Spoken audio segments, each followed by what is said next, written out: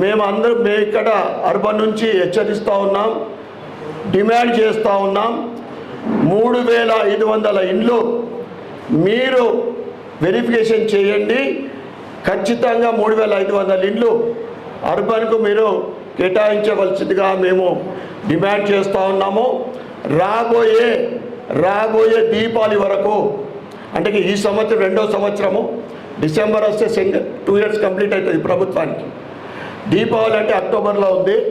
దీపావళి వరకు మీరు 3500లకు తక్కువ కాకుండా అర్బన్కు ఇందిరమ్మ ఇండ్లు ఇవ్వాల్సిందిగా మేము డిమాండ్ చేస్తూ ఉన్నాం.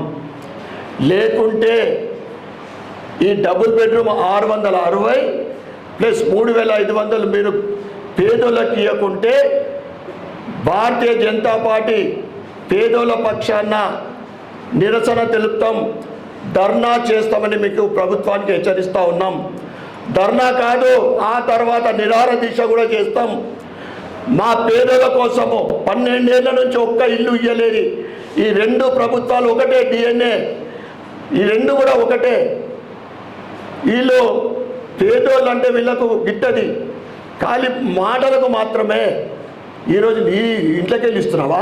ప్రధానమంత్రి ఆవాస్ యోజన కింద 50% కన్నా ఎక్కువ నిధులు కేంద్రం నుంచి వస్తున్నాయి.